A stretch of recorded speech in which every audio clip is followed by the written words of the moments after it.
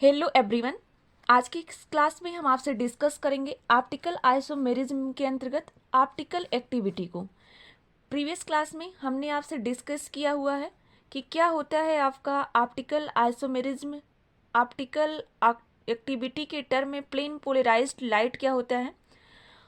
उसके बाद हमने आपसे डिस्कस किया था कि आपका प्लेन पोलराइज्ड लाइट के साथ साथ डेक्स्ट्रो रोटेटरी, दो चीज़ हमने डिस्कस किया था, डेक्स्ट्रो रोटेटरी एंड लिबो रोटेटरी। दो टर्म जिसकी हमने बताया, डेक्स्ट्रो रोटेटरी अगर होगा तो उसको प्लस साइन से डिनोट करेंगे, अगर कहीं लिबो रोटेटरी टर्म आएगा तो आपका क्या किस साइन से डिनोट करेंगे, माइनस साइन से डिनोट करेंगे। ये दोनों चीज़ें हमने डिस्कस किया था। अगर पीपीएल लाइट को, प्लेन पोलराइज लाइट जो है आपका क्लॉकवाइज रोटेशन कर रहा है, यानी तो आप उसे क्या बोलेंगे कि उसका वो क्या होगा, डिक्स्ट्रो रोटेटरी होगा, जिसे प्लस। अगर आपका पीपीएल लाइट का रोटेशन क्या हो रहा है, एंटी क्लॉकवाइज हो रहा है, तो आप उसे क्या बोल रहे थे कि लीबो रोटेटरी हो रहा है।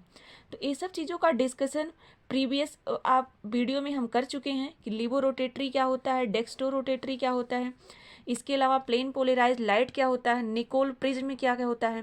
तो अगर अभी तक आपने प्रीवियस वीडियो को वॉच नहीं किया है तो आप प्रीवियस वीडियो को जब तक वॉच नहीं करेंगे तब तक आपको सारी चीज़ें समझ में नहीं आएगी, क्योंकि प्रीवियस वीडियो में हम plane of symmetry, centre of symmetry, इन सारी चीज़ों का डिस्कशन कर चुके हैं। जब तक आपके सारे कॉन्सेप्ट क्लियर नहीं होंगे तब तक आप आगे जब हम डिस्कस करेंगे कि कौन सा मॉलिक्यूल्स आपका कंपाउंड ऑप्टिकल एक्टिव होगा नहीं होगा, इन सब सारी चीज़ों का आप डिस्कशन नहीं कर पाएंगे। तो यहाँ पे हम देख रहे हैं आपसे कि कौन कौन से कंपाउंड ऑप्टिकल एक्टिव हो सकते हैं। तो अगर कोई कंपाउंड आपका डाइसिमेट्रिकल है, डाइसिमेट्रिकल कंपाउंड है, तो आपका क्या हो सकता है, ऑप्टिकली एक्टिव हो सकता है। ऐसे हम लिख रहे हैं ओ ए, ऑप्टिकली एक्टिव। दूसरे अलावा डाइसिमेट्री का मतलब अगर आप नहीं समझ रहे हैं तो ऐसे समझ लीजिए कि इसका मतलब होगा अनसिमेट्रिकल भी कहा जा सकता है। वैसे तो नहीं कहा सकता पूरी, लेकिन अनसिमेट्रिकल भी समझ सकते हैं। दूसरा, अगर कोई कंपाउंड कायरल है, कायरल कंपाउंड है, तो वो भी आपका ऑप्टिकली एक्टिव हो सकता है। जरूरी नहीं है कि हर कायरल कंपाउंड आपका ऑप्टिकली एक्टिव हो ही, यानी 100% श्योर नहीं है। अगर आप कह सकते हैं कि ऐसा नहीं है कि आपने कहीं कायरल कंपाउंड देख लिया तो आपका ऑप्टिकली एक्टिव हो ही गया, तो ऐसा ज़रूरी नहीं है कि आपका 100% कोई कंपाउंड अगर कायरल मिल जा रहा है तो ऑप्टिकली एक्टिव हो जाएगा। उसके लिए भी आपको बहुत सारे टर्म देखना पड़ेंगे। एसिमेट्रिक सेंटर क्या होगा। इसके अलावा अगर कोई आपका कंपाउंड है उसमें आपको none superimposable mirror image मिल रहा है, none superimposable mirror image मिल रहा है, तो आपका क्या होगा, इस कंडीशन में none superimposable mirror image मिल रहा है तो क्या हो जाएगा, ऑप्टिकली एक्टिव हो जाएगा। ये चीज़ आप याद रखेंगे। अब none superimposable mirror image क्या होगा, जैसे आपने क्या किया, किसी भी मॉलिक्यूल्स का मिरर इमेज बनाया है और उसको उस दूसरे मॉलिक्यूल्स पे जब फिर रख रहे हैं तो उसके ऊपर फिट अगर नहीं बैठ रहा है, यानी पूरी तरीके से अगर उसको ढक नहीं रहा है, तो आप उसे क्या बोलेंगे, non superimposable mirror image. Previous video में हमने आपके हैंड का एग्जाम्पल्स लेके बताया है, हार्ट का एग्जाम्पल्स लेके बताया, जहाँ पे हमने प्लेन ऑफ सिमेट्री निकालने के लिए बताया है। वहाँ पे हमने बताया कि superimposable mirror image and non superimposable mirror image होते क्या हैं। तो इन सब के लिए आप प्रीवियस वीडियो को वॉच जरूर करें। अब हम यहाँ पे बताएंगे आपको कि जो भी कंपाउंड है, हमने एक टर्म यहाँ पे लिया है कायरल कंपाउंड। कायरल कंपाउंड क्या होंगे, क्योंकि डाइसिमेट्रिक, डिसिमेट्रिक, एसिमेट्रिक, ये सब हम प्रीवियस वीडियो में डिस्कस कर चुके हैं। तो यहाँ पे मेरा जो मेन डिस्कशन है वो क्या है, कायरल कार्बन से है अथवा कायरल सेंटर से है। कायरल कार्बन क्या होता है, कायरल सेंटर क्या होता है। इसी कायरल कार्बन अथवा उसको बोलते हैं एसिमेट्रिक सेंटर, यानी कितने एसिमेट्रिक सेंटर इसमें मौजूद होंगे। कायरल कार्बन को ही आप क्या बोलेंगे, एसिमेट्रिक सेंटर बोलेंगे। तो आज की क्लास में हम डिस्कस करेंगे आपसे कि कायरल सेंटर होते क्या हैं, व्हाट इज कायरल सेंटर, अथवा किसी भी मॉलिक्यूल्स में कितने कायरल सेंटर होंगे।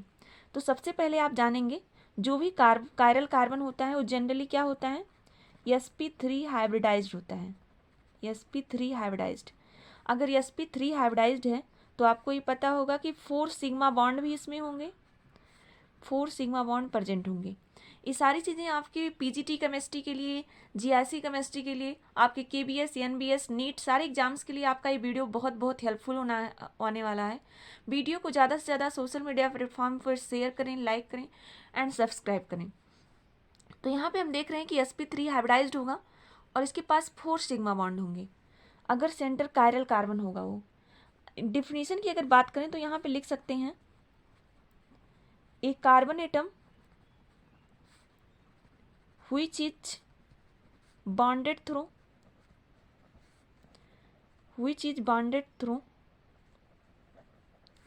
to four different groups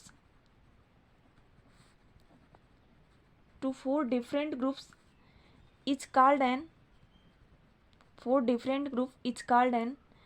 asymmetric carbon atom.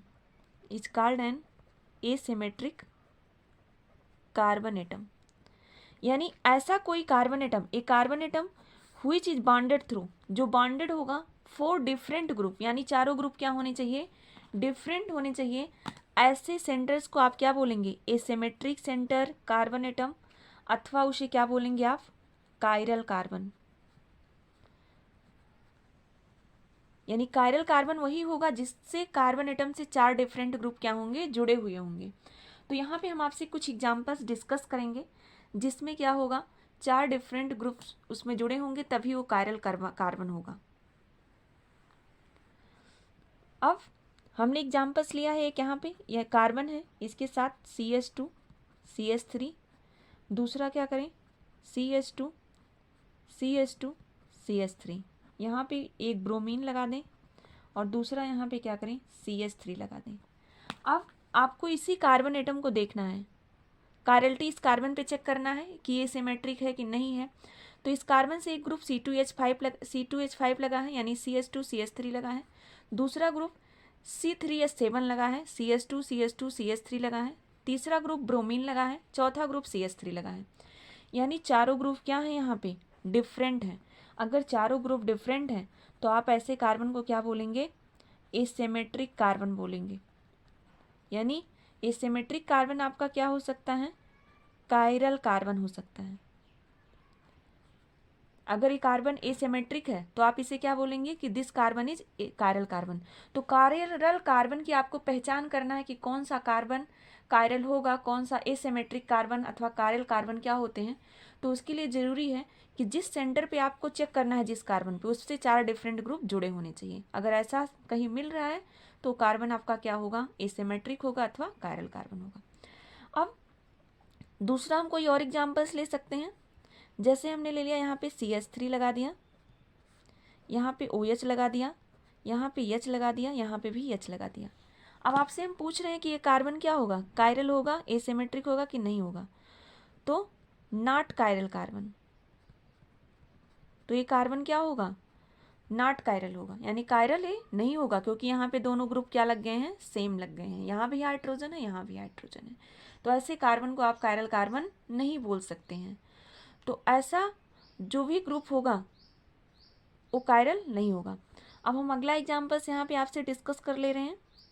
यहाँ पे हमने ले लिया कार्बन, कार्बन से जोड़ दिए COOH, यहाँ पे OH जोड़ दिए, H जोड़ दिए और CH3 जोड़ दिए।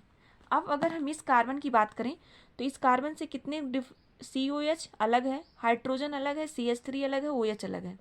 तो ये क्या होगा आपका, कायरल कार्बन होगा, कायरल कार्बन। याद रखेंगे, इसी कायरल कार्बन को आप एसिमेट्रिक कार्बन बोल रहे हैं। अगला हम और एग्जांपल्स ले सकते हैं, यहाँ से COOH ले लिए, अब यहाँ पे CH2OH लगा दिए, यहाँ पे OH लगा दिए, यहाँ पे हाइड्रोजन लगा दिए। अगर हम इस कार्बन की बात करें तो ये कार्बन क्या होगा आपका, एसिमेट्रिक होगा, इसके साथ साथ क्या होगा, कायरल होगा। ठीक है, तो ये तो आपने पहचान लिया कि कायरल कार्बन क्या होंगे, एसिमेट्रिक कार्बन क्या होंगे। दूसरी चीज,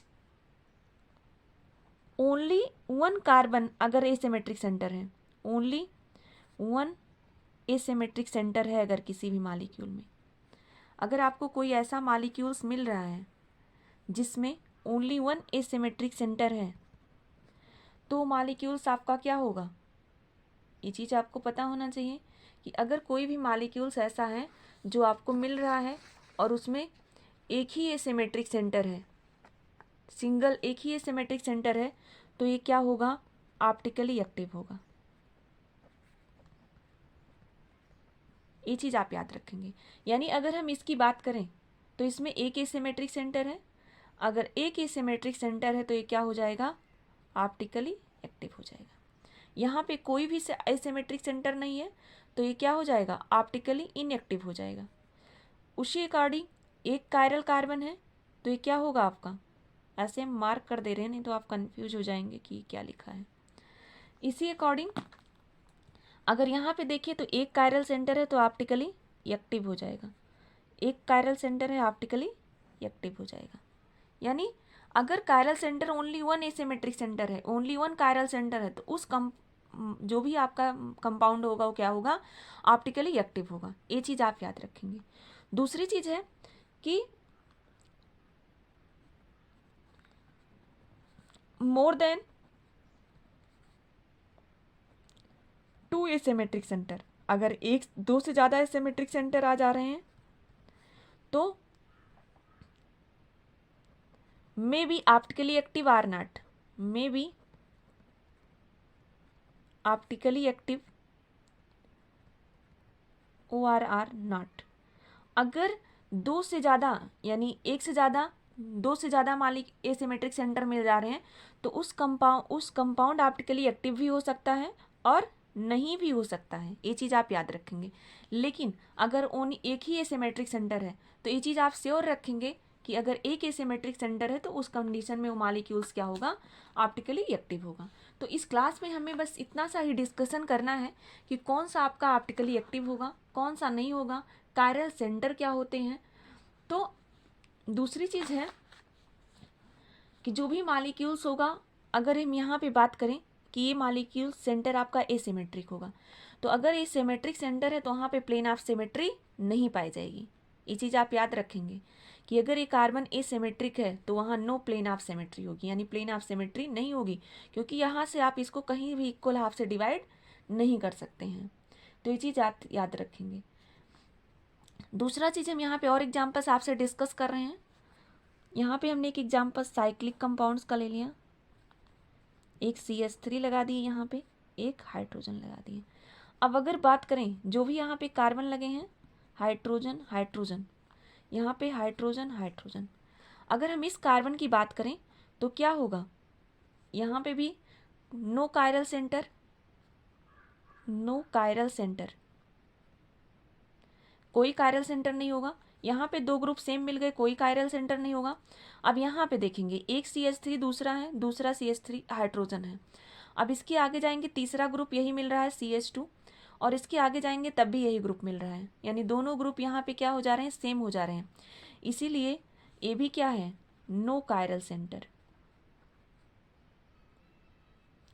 यहाँ पे भी कोई कायरल सेंटर नहीं है। अगर कायरल सेंटर नहीं है तो क्या हो जाएगा, ऑप्टिकली इनएक्टिव हो जाएगा, ऑप्टिकली इनएक्टिव हो जाएगा। अगला डिस्कस हम कर रहे हैं साइक्लोप्रोपेन का,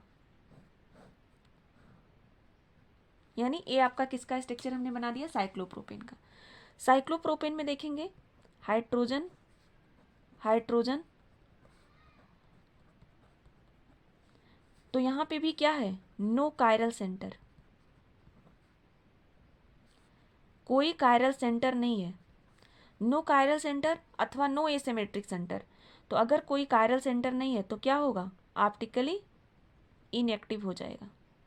ये चीज़ आप याद रखेंगे। सबसे पहले आपका जो मॉलिक्यूल्स मिल रहा है आप उसमें कायरलिटी चेक कर लीजिए। अगर कायरल है वो कार्बन तो वहाँ पे ऑप्टिकली एक ही कायरल सेंटर है तो ऑप्टिकली एक्टिव होगा, ये 100% श्योर है। लेकिन अगर एक से ज़्यादा कायरल सेंटर मिल रहे हैं तो आपका इस ऑप्टिकली एक्टिव भी हो सकता है अथवा नहीं हो सकता है, उसके लिए आपको नेक्स्ट रूल बताया जाएगा। इसके अलावा हम देख रहे हैं यहाँ पे दूसरा माली स्ट्रक्चर लेके कुछ इस टाइप से है। यहाँ पे हमने एक ग्रुप लगा दिया OH और दूसरा ग्रुप H लगा दिया। यहाँ पे एक हाइड्रोजन, यहाँ पे एक CH3 लगा दिया। अब यहाँ पे दोनों ग्रुप हाइड्रोजन है, तो यहाँ पे क्या होगा, दोनों ग्रुप कोई ऐसे कायरल सेंटर नहीं होगा, तो यहाँ पे CH3 हाइड्रोजन, इधर से आएंगे CH2 मिलेगा, जबकि इधर से आएंगे तो दूसरा ग्रुप मिलेगा, तो ये क्या हो गया, कायरल सेंटर मिल गया आपको। दूसरा यहाँ से देखेंगे तो OH है और हाइड्रोजन है, इसके अलावा जब यहाँ से इधर आएंगे CH2, इधर से आएंगे तो दूसरा ग्रुप लगा हुआ मिल जा रहा है, तो ये भी क्या है, कायरल सेंटर है। तो यहाँ पे क्या है, 2 कायरल सेंटर, 2 कायरल सेंटर, आपको 2 कायरल सेंटर यहाँ पे मिल रहे हैं। अगर 2 कायरल सेंटर मिल रहे हैं तो यहाँ पे आप इसको नहीं लिखेंगे कि ये ऑप्टिकली एक्टिव होगा, ये ऑप्टिकली एक्टिव हो भी सकता है और नहीं भी हो सकता है। जहाँ पे 1 ही कायरल सेंटर मिलेगा वहाँ आप आँख बंद करके लिख सकते हैं कि वो कायरल, एक ही कायरल सेंटर है, एक ही एसिमेट्रिक कार्बन है, तो वो ऑप्टिकली एक्टिव हो सकता है। तो ये वीडियो आपके लिए काफ़ी हेल्पफुल होने वाला है। अगर आपको सिंपल मॉलिक्यूल्स कोई मिल जा रहा है कंपाउंड, उसमें आपको ऑप्टिकल एक्टिविटी चेक करना है, तो सबसे पहले उस कार्बन पे देख लीजिए कायरल सेंटर्स कितने हैं। अगर कायरल सेंटर आपके ओनली 1 है तो आपका ऑप्टिकली एक्टिव होगा, अगर कोई कायरल सेंटर नहीं है तो आपका क्या हो जाएगा, ऑप्टिकली इनएक्टिव हो जाएगा। अब इसके आगे हम कुछ और एग्जाम्पल्स डिस्कस कर रहे हैं। आपको सारे एग्जाम्पल्स अपने नोटबुक में नोट करके रखना है, जिससे आपको सारी चीज़ें आसानी से समझ में आ जाएं। अब हम यहाँ पे देखेंगे अगला एग्जाम्पल्स जो लिए हैं वो आपका कुछ इस टाइप से है। यहाँ पे हमने लगा दिया CH3 और H लगा दिया। अब यहाँ पे देखेंगे तो यहाँ पे CH3 है, हाइड्रोजन दोनों अलग है, लेकिन इधर जाएंगे तो CH2, इधर जाएंगे तो CH2, इधर जाएंगे तो वही ग्रुप, इधर जाएंगे तो वही ग्रुप, यानी कोई भी आपका डिफरेंट ग्रुप नहीं है, तो आपको नो कायरल सेंटर। तो नो कायरल सेंटर अगर है तो क्या हो जाएगा, ऑप्टिकली इनएक्टिव हो जाएगा। OI का मतलब आप समझेंगे, ऑप्टिकली इनएक्टिव लिखा है। दूसरी चीज़ हम अगला एग्जाम्पल्स यहाँ पे डिस्कस कर रहे हैं कि ये आपका ब्रोमीन है और ये आपका क्या है, क्लोरीन है। इसके आगे जाएंगे तो सेम ग्रुप, इसके आगे जाएंगे सेम ग्रुप, इसके आगे जाएंगे तो वही ग्रुप, इसके आगे भी जाएंगे वही ग्रुप, यानी यहाँ पे भी क्या है, नो कायरल सेंटर, यानी कोई भी कायरल सेंटर नहीं है। अगर कोई कायरल सेंटर नहीं है तो क्या होगा, ऑप्टिकली इनएक्टिव होगा। तो ये डिफरेंट एग्जाम्पल्स हम डिस्कस कर रहे हैं कि कायरल सेंटर क्या होते हैं। सबसे पहले आप जानेंगे कि कायरल सेंटर वही होंगे जहाँ से 4 डिफरेंट ग्रुप लगे हुए होंगे। तो अगर यहाँ पे क्वेश्चन आपसे पूछा जा रहा है, अगर हम एक क्वेश्चन यहाँ पे ले लें कि आपका कोई भी मॉलिक्यूल्स है, क्वेश्चन आपका अगर होगा कि जो आपका सेकेंडरी ब्यूटिल क्लोराइड है, सेकेंडरी ब्यूटिल क्लोराइड है, ए ऑप्टिकली एक्टिव आर नॉट, हमने ऑप्टिकली एक्टिव होगा अथवा नहीं होगा। तो सबसे पहले आपको क्या करना है, इसका स्ट्रक्चर बना लेना है। ठीक है, इसका स्ट्रक्चर आप कैसे ड्रा करेंगे, तो आपको 4 कार्बन लेना है ब्यूटाइल के लिए, यानी सबसे पहले आप क्या करिए, 4 कार्बन लगा लीजिए। अब यहाँ से आप क्या करिए, CH3 लगा दीजिए, अगला CH2 लगा दीजिए, अगला आपको सेकेंडरी यानी सेकेंड पोजीशन पे ब्यूटाइल, सेकेंडरी ब्यूटाइल क्लोराइड है, तो यहाँ पे आप क्या करिए, क्लोरीन लगा दीजिए, और एक क्या करिए, हाइड्रोजन लगा दीजिए। अब आपको चेक करना है इसमें ऑप्टिकल एक्टिविटी, एसिमेट्रिक सेंटर और ऑप्टिकल एक्टिविटी देखना है। तो सबसे पहले क्या करिए, सारे कार्बन पे एसिमेट्रिक सेंटर देख लीजिए। यहाँ से 3 हाइड्रोजन सेम हो गए तो यहाँ पे कोई कायरल सेंटर नहीं, 2 हाइड्रोजन सेम हो गए कोई कायरल सेंटर नहीं, 3 हाइड्रोजन सेम हो गए कोई कायरल सेंटर नहीं होगा।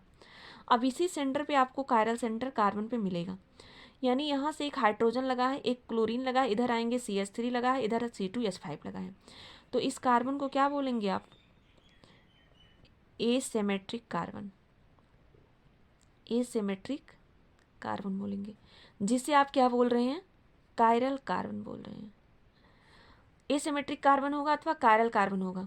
अब एसिमेट्रिक और कायरल कार्बन जो होगा, एसिमेट्रिक और कायरल कार्बन अगर मिल जा रहा है, एक ही मिल रहा है, तो आप इसको आंख बंद करके क्या लिखेंगे, ऑप्टिकली एक्टिव होगा। तो सबसे पहले जिस भी मॉलिक्यूल्स की ऑप्टिकली एक्टिविटी आपसे पूछी जा रही है उसका स्ट्रक्चर ड्रा कर लीजिए, देख लीजिए कितने एसिमेट्रिक सेंटर हैं। अगर एक ही एसिमेट्रिक सेंटर है, ओनली वन एसिमेट्रिक सेंटर है, तो उस कंडीशन में आपको मॉलिक्यूल्स ऑप्टिकली एक्टिव मिलेगा। अगर कोई एसिमेट्रिक सेंटर नहीं है तो ऑप्टिकली इनएक्टिव होगा। आगे की क्लास में हम लैक्टिक एसिड का एग्जाम्पल्स लेके आपसे डिस्कस करेंगे। Thanks for watching this video. Please like, share and subscribe to my channel. Thank you.